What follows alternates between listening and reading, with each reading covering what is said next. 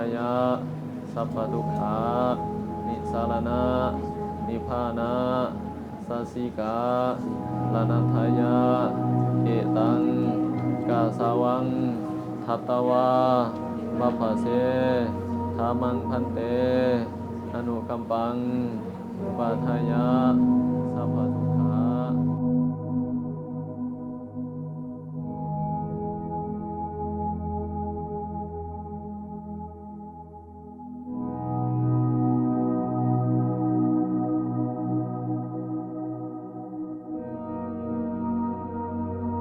อธิยามิ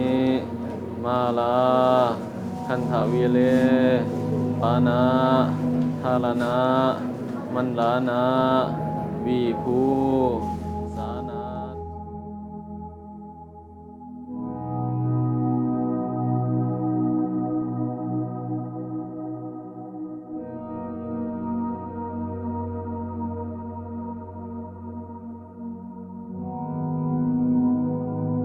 พุทโธภาควาพุทธังภาควันตังอภิวาเทมิ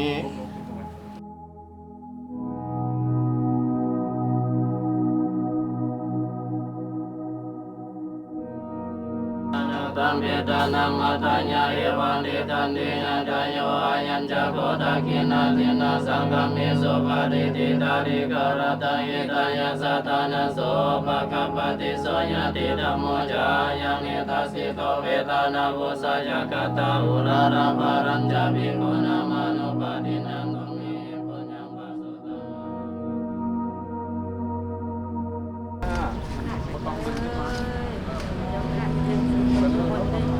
น้ำปลาก็ได้ซื้อ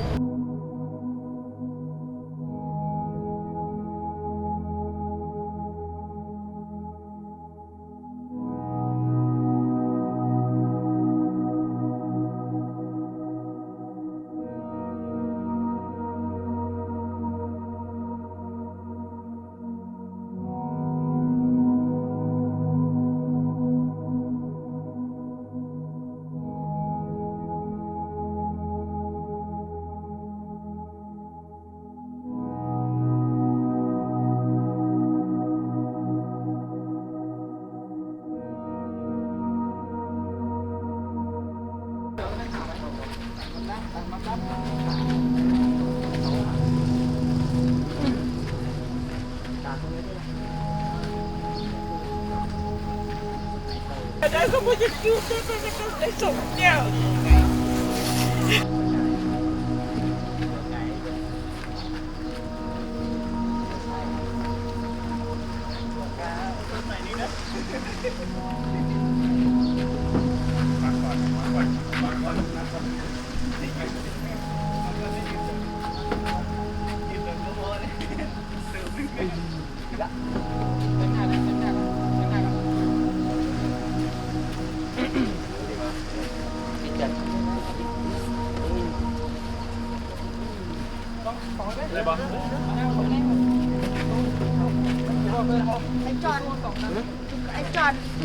ไอ้จอนบอกฝากไว้กับเรา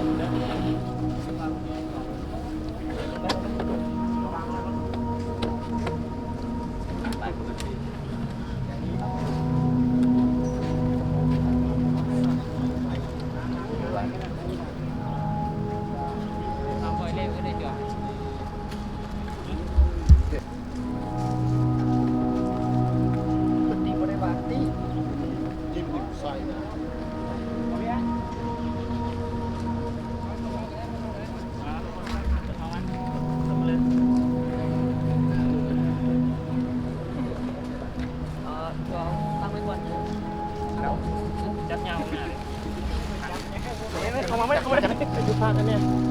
มันทุกคนนะ เด้อซาเด้อ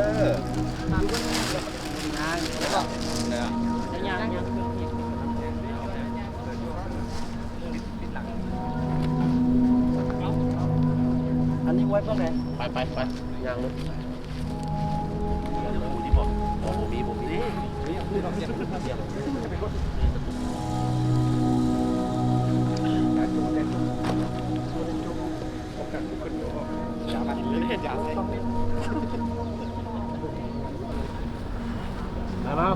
มาขึ้นมาแห้งเลยแห้งใจแห้งนี่เลย ดึงอีก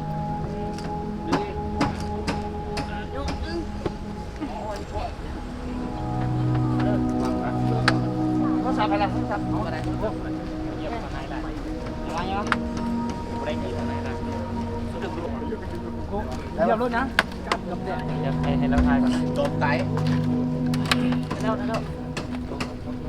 มาขึ้นมาปีนมูวี่บอกมันมูวี่ขนาดบอก มานู่นมาที่สองเจ้าเอาผมปิด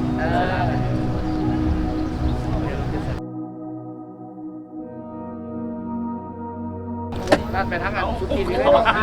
โอ้ลืมขึ้นข้างหลังมือซ้ายมันหักเดี๋ยวมันขึ้นสุดเลยหักหมดแล้ว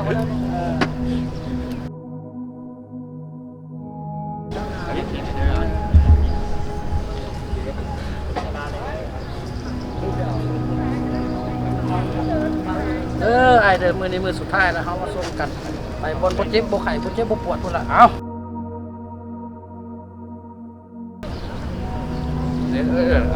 เอาบนเต้าพี่บอก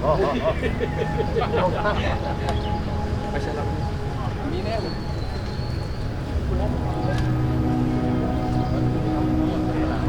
ไปวัดสลาเลยแล้วที่ว่าพูดอย่างนี้เดี๋ยวไอ้คุณนะเด็ดพอดอ่ะจากผู้อื่นใส่วิทยากเ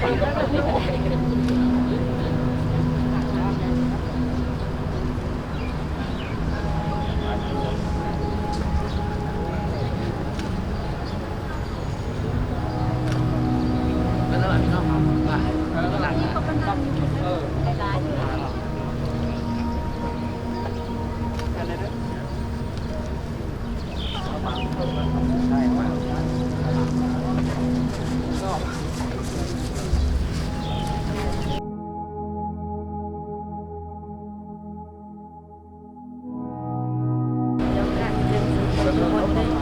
น้ำปลาบ่ได้ซื้อเล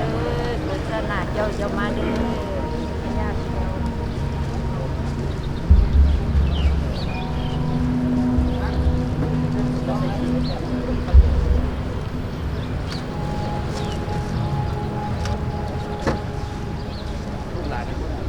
นั่งไปแล้วครับ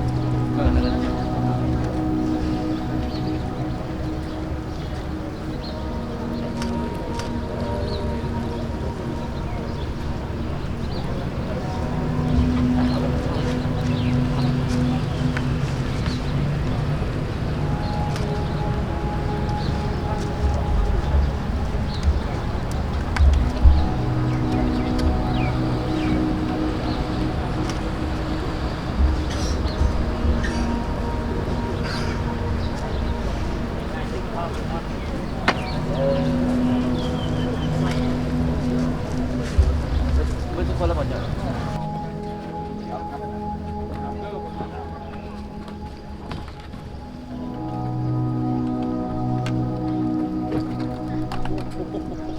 ตั้งได้หรอข้างนึงเข้าก่อนได้ละฮะข้างนึงเข้าก่อนข้างนึงเข้าก่อนได้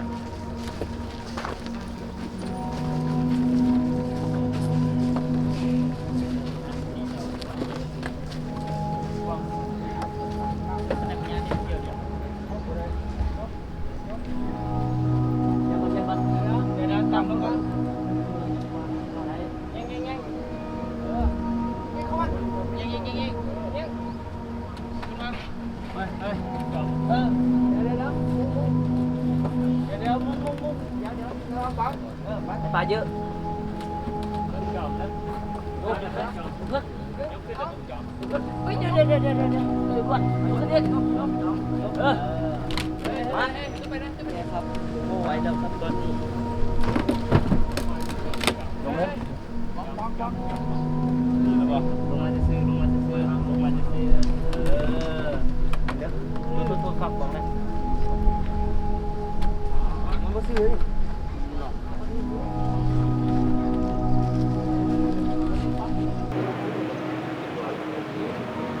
พระเถระนุเถระเฮียนกันนับภักรัฐที่เคารพและนับถือเฮียนกันอยากตั้งทุกขันบรรดาสหายญาติพี่น้องที่เคารพและนับถือมื้อนี้พวกเฮามาต้องร่วมกันอยู่ที่นี่ก็เพื่อการแสดงความไว้อาลัยอาวรณ์เป็นครั้งสุดท้ายถึงดวงวิญญาณของสหายจันทจิตอัมพจิตอดีตห้องหัวหน้ากองเลขาคณะกรรมการแม่น้ำของแห่งชาติอดีตพนักงานบำนาญกระทรวงทรัพยากรธรรมชาติและสิ่งแวดล้อมที่ได้ล่วงลับไปอย่างบ่มีวันหวนกลับคืนมาในเวลา 16:05 นาทีของวันที่25 พฤษภาคม 2023ด้วยพญาติของพวกเกี่ยวเองรวมอายุได้ 66 ปี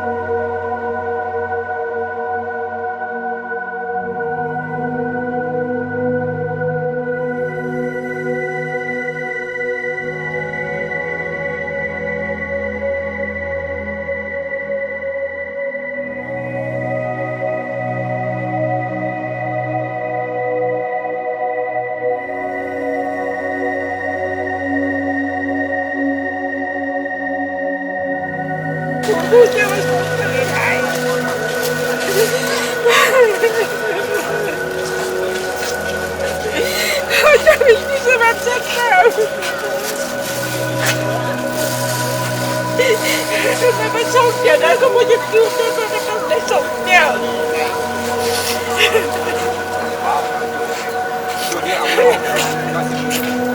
เจ้าจะไม่ได้เจ็บเจ็บปวดนี่เลย